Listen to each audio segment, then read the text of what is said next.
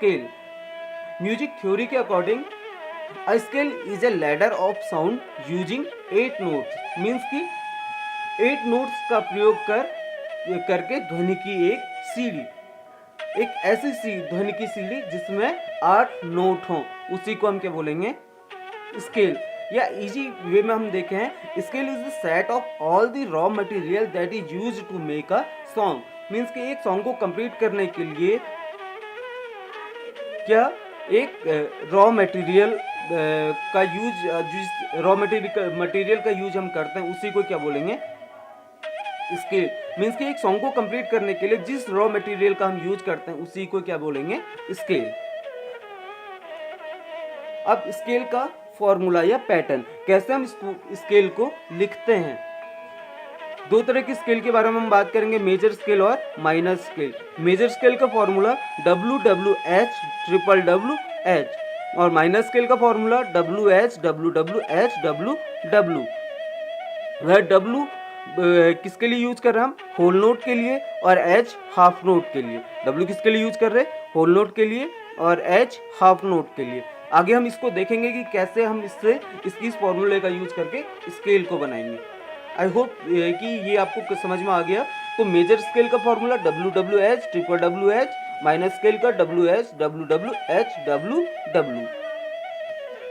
अब major scale का formula अभी हम बात कर रहे हैं, सबसे पहले क्या है, C, मीन्स कि जिस स्केल की हम बात कर रहे हैं वो है C, मेजर की स्केल की बात कर रहे हैं। तो क्या लिखा था पहले, फॉर्मूला जो था WWH ट्रिपल WH। तो C के बाद D पे जा रहे हैं और इन दोनों के बीच में एक की और है, इस की को अभी हम छोड़ रहे हैं। C के बाद D, एक की यहाँ पे है, इसे हमने अभी छोड़ दिया है। तो जब मैं C से इस की पे जाऊंगा तो एक हाफ नोट कंप्लीट होता है, और इस की से D पे जाऊंगा तो एक हाफ नोट कंप्लीट होता है। क्लियर? या C से C शार्प पे गया हाफ नोट, C शार्प से D पे गया हाफ नोट। बट अब डायरेक्टली हम क्या कर रहे हैं, C से D पे जा रहे हैं, तो ये एक होल नोट कंप्लीट हो गया। क्लियर? तो यहाँ भी फॉर्मूले में वही था W। अब बात कर रहा हूँ, इस W को आप समझ जाओगे।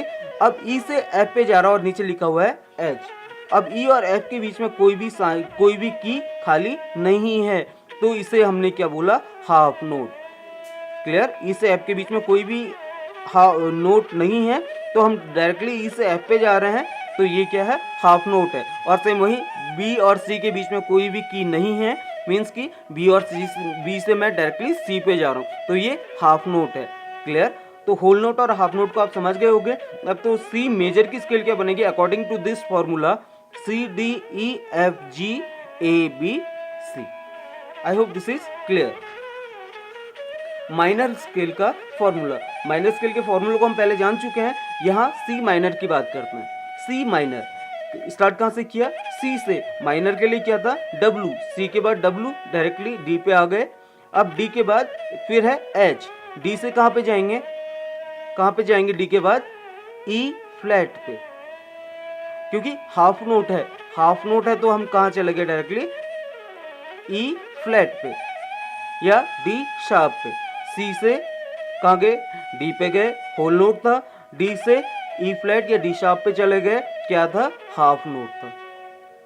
और यहाँ B से C पे गए, हाफ नोट था। आई होप दिस इज क्लियर। ये दोनों फॉर्मूला आपको समझ में आ गए होंगे। यहाँ पे ये पूरा चार्ट है जिसपे सारा मेजर स्केल हमने लिखी हुई हैं और ये सारी माइनर स्केल्स हमने लिखी हुई हैं। तो आप कोशिश कीजिए कि आप खुद से बनाने की कोशिश कीजिए कि कैसे हम इन स्केल को बजाएंगे, कैसे हम इन स्केल का यूज करेंगे। क्लियर? आगे की क्लास में आगे के टॉपिक हम बनाएंगे कि कैसे हम इन स्केल का यूज करते हैं या क्या इन स्केल्स की जरूरत होती है।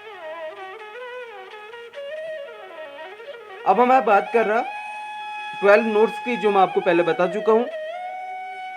दोबारा से देख लें, C D E F G A B या C sharp D flat, D sharp E flat, F sharp G flat, G sharp A flat, A sharp और B फ्लैट। ये 12 नोट्स हैं जिन्हें हमने जानना है। चाहे हम इंडियन क्लासिकल म्यूजिक की बात करें, सारेगामा पा धा नि सा, कोमल रे गा धा नि और तीव्र म, या C D E F G A B C, या C sharp D sharp E sharp F sharp, sorry E का शार्प नहीं होता, C sharp D sharp F sharp G sharp और A शार्प। Thank you.